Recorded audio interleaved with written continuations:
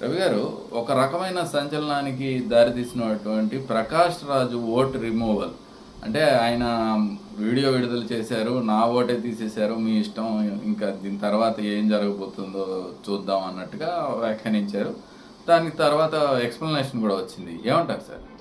ఖచ్చితంగా ఇది తీవ్రమైన విషయం. ఎందుకంటే సర్ర అనేది ముగిచింది. తెలంగాణలో 75 లక్షల ఓట్లు, ఆంధ్రప్రదేశ్లో 42 లక్షలు, ఎన్నో దాదాపు కోటి పైన ఓట్లు గల్లంతు లేదా సందేహాస్పదంగా మరి ఖచ్చితంగా వీటిలో 70-80 లక్షల ఓట్లు అయితే ఉండవు. మన బెంగాల్లో, తమిళనాడులో, బీహార్లో చూసిన అనుభవం ప్రకారం అందరం చెప్తూ వచ్చింది అదే కదా. మాలాంటి వాళ్ళందరం కూడా ఇప్పుడు ఓటర్ ఫ్రెండ్లీగా మీరు విధానం, యూజర్ ఫ్రెండ్లీ లాగా మీరు చేసే బదులు ఓటర్ను కాంప్లికేట్ చేసి వాళ్ళు చెప్పలేని షరతులు పెట్టి మీరు ఇబ్బందుల్లో పడేశారు. అందుకనే ఇవన్నీ వచ్చాయి. ఇప్పటికీ వివరణ లేదు, భరోసా లేదు, మీకేం పర్వాలేదు, మీ ఓట్లు పోకుండా మేము చూస్తాం అనేవాడు లేడు. మీరేదో ఓటర్ ఏదో దోషిలాగా, నిందితుడిలాగా వాడేదో పత్రాలు తెచ్చి తన ఓటు తను నిరూపించుకోవాల్సిన, గత ఎన్నికల్లో ఓటు వేసినాయి, అంతకుముందు వేసినాయి, అయినా నువ్వు నిరూపించుకోవాలంటే దీనికి ఏం లాజిక్ ఉంది? కాబట్టి ఇక్కడ వడపోత లక్ష్యంగా ఇది సాగుతుంది కానీ ప్రక్షాళన లక్ష్యంగా సాగడం లేదనేది స్పష్టమైపోయింది. రెండో విషయం, దానికి ఒక ఉదాహరణ ప్రకాష్ రాజు. ఇప్పుడు ప్రకాష్ రాజు ఓటు అనేది ఎవరికి సంబంధించిందండి? ప్రకాష్ రాజుకు 4 చోట్ల ఓట్లు ఉన్నాయని ఒక ఆయన ఎవరో కేసు వేశారు. నిజానికి ఎన్నికల సంఘం మాత్రమే చూసుకోవాలి ఓటుకు సంబంధించి. 4 చోట్ల ఉంటే ఎన్నికల సంఘమే ఆ విషయం ప్రకటించాలి. వాళ్ళు ప్రకటించాక కూడా అది జరగలేదు. ప్రకాష్ రాజు ఓటు తీసేశారు. నేను ఆయన వీడియో చేశాను.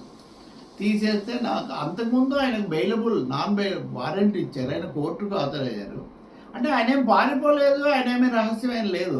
నేను ఇందాక ధ్రువరాటి గురించి ఒక ఐటమ్ చేసి వీడియో చేశాం మనం. ఇది కూడా అటువంటిదే. ప్రకాష్ రాజు గట్టిగా మాట్లాడుతున్నాడు, విమర్శనాత్మకంగా ఉన్నాడు, వ్యతిరేకంగా ఉన్నాడు. కాబట్టి ఒక విధంగా ఏదో ఒక వ్యతిరేక చర్య, నెగిటివ్ యాక్ట్. ఇప్పుడు ఆయన ప్రముఖ నటుడు, సెలబ్రిటీ, అందరికి తెలిసిన వ్యక్తి. అలాంటి వాళ్ళని మీరు విచారించి చట్ట ప్రకారం ఏం చేయమంటే అది చేస్తాడు కదా. ఆయన ఇన్కమ్ ట్యాక్స్ అసెస్ అయి ఉంటాడు, అనేక పాత్రలు నిర్వహించాడు. కాబట్టి దాని బదులు ఆయన వీటన్నిటికంటే ముఖ్యంగా ఎంపీ కంటెస్టెంట్ కదా సార్. ఎంపీ కంటెస్టెంట్, ఆయనకి డిపాజిట్ రాలేదా, ఓట్లు రాలేదా వేరే విషయం. ప్రతి పౌరుడు పోటీ చేయొచ్చు. అది అదే కదా రాజ్యాంగం ఇచ్చిన ఉత్కృష్టత. కాబట్టి ఇప్పుడు ప్రకాష్ రాజు కర్ణాటకలో, బెంగళూరులో శాంతినగర్లో ఉంటారు. శాంతినగర్లో ఉంటే మేము వెళ్ళి, ఇప్పుడు ఆయన వీడియో చేసిన తర్వాత వివరణ ఇచ్చారు. ఇది బిఎల్ఓ, అలాగే రాష్ట్ర అధికారి కూడా. ఆయన మహబూబ్నగర్ జిల్లాలో కూడా వ్యవసాయం చేస్తాడు. వాళ్ళు సినిమా నటులు, ఈవెన్ విదేశాల్లో కూడా చాలాసార్లు వాళ్ళు తిరుగుతూ ఉంటారు షూటింగ్లు, వీటిని బట్టి. ఆ బిఎల్ఓ ఏమంటాడు, మేము చుట్టుపక్కల వాళ్ళని విచారించాము, ప్రకాష్ రాజు ఇక్కడ ఉంటున్నాడో లేదా అంటే లేరు, అద్దెకిచ్చారు అని చెప్పారు. మేము ప్రకాష్ రాజు కూడా ఫోన్ చేశాను, నేను ఎక్కువగా అక్కడ అంటే ఉండట్లేదని అన్నారు. కాబట్టి ఆయన ఆర్డినరీలీ హీఈస్ నాట్ రెసిడెంట్. మామూలు ఇన్కమ్ ట్యాక్స్ లో వాడతారు ఆర్డినరీ రెసిడెంట్ అంటే resident by birth, regular resident కాదని. వాళ్ళు రెగ్యులర్ రెసిడెంట్ కాదని మీకు అంత వస్తే, ఇంత బహిరంగ చర్చ జరిగిన వ్యక్తి మీద మీరు ఆయనతో మాట్లాడి సమాధానం తీసుకొని, ఎక్కడ 4 చోట్ల ఒక చోట ఉండాలి కదా. ఓటు అనేది అసలు రద్దయిపోవటం 4 చోట్ల ఉందా లేదనేది ఒక ప్రశ్న. నిజంగా ఉంటే తప్పు. సోనియా గాంధీ ఓటు మీద కూడా ఇలాంటిదే చేశారు. ఆమె విదేశీ పౌరసత్వం వదులుకోకుండానే భారత పౌరసత్వం తీసుకున్నారు. రాహుల్ గాంధీ మీద అయితే దీని మీద కేసు వేశారు. చాలా దేశాల్లో ప్రమోద్, ఈ ఓటు హక్కు అన్నది కూడా ప్రభుత్వాలు, పాలక వర్గాలు ఒక ఆయుధంగా వాడుతుంటాయి. అంటే ప్రకాష్ రాజు ఇప్పుడు ఎన్నికల్లో గెలిచి సవాల్ చేసే అవకాశం లేదు, కానీ వాయిస్ వినిపిస్తూ ఉంటారు కదా. కాబట్టి ఇప్పుడు ఆయన అన్నా నా ఓటు తీసేస్తారు కానీ నా పాత్రను, నా నిరసనను మీరేం చేయలేరు కదా అని. ఖచ్చితంగా ఇదే సమస్య అయితే బహుశా ఇప్పుడు ఆయన ఇప్పుడు చట్ట ప్రకారం నేను మిగిలింది చేస్తానంటున్నారు. తప్పకుండా మరింత జాగ్రత్త తీసుకొని ఉండాల్సింది కర్ణాటక ఎన్నికల అధికారులు. ఇప్పుడు మీరు చూడండి, కర్ణాటకలో కాంగ్రెస్ ప్రభుత్వం. అంటే ఒక బిఎల్ఓ స్థాయి వ్యక్తికి ప్రకాష్ రాజు ఫోటో కూడా ఉంటుంది దాంట్లో. అతను వెరిఫై చేసినప్పుడు ఎలాంటి ఇన్స్ట్రక్షన్స్ పొంది ఉండొచ్చు? ఖచ్చితంగా అదే సమస్య. అది కూడా ఎన్నికల సంఘం నుంచి, రాష్ట్ర ప్రభుత్వం నామమాత్రం, ఎన్నికల సంఘం నుంచి ఖచ్చితంగా ఆదేశాలు తీసుకొని మీరు కఠినంగా వ్యవహరించండి. ఇప్పుడు రవి గారితో ఇలా మాట్లాడండి, లేకపోతే రవికి ఏమాత్రం అవకాశం ఇవ్వద్దని మీకు వచ్చే ఆదేశం ప్రకారం మీరు చేస్తారు.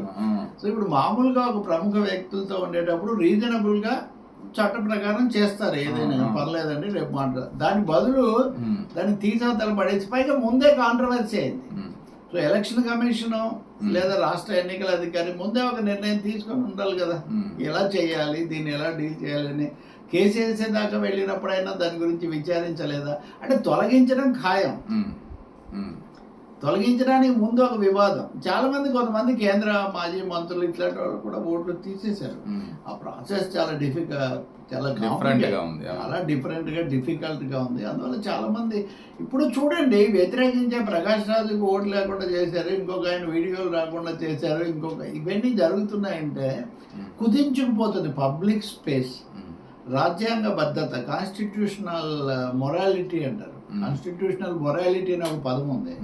అంటే వ్యక్తిగతమైన నైతికత, రాజకీయ నైతికత, ఆర్థిక విషయాల్లో నిజాయితీ అనేది అనేక కోణాలు ఉంటుంది. రాజ్యాంగబద్ధమైన నైతికత, constitutional morality is here missing. ప్రసిద్ధ నటులు ఇట్లాంటి వాళ్ళు చాలా కాలం చూడండి, ఢిల్లీలో ప్రధానమంత్రి ఉంటే కూడా ఆయన ఓటు అస్సాంలో ఉండేది. మన్మోహన్ సింగ్ అస్సాం నుంచి రాజ్యసభకు ఎన్నికయ్యారు. సో తర్వాత రకరకాల నిబంధనలు ఎప్పటికప్పుడు మారుస్తూ వచ్చారు.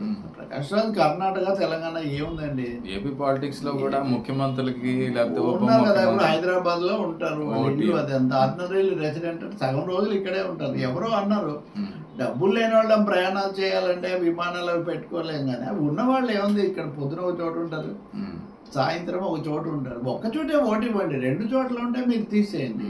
అంతేగాని అదేదో అనర్హత, అదేదో నేరం అన్నట్టుగా తీసేసేయటం, రెండవది దానికి వివాదం చేయటం, వారెంట్లు ఇవ్వడం.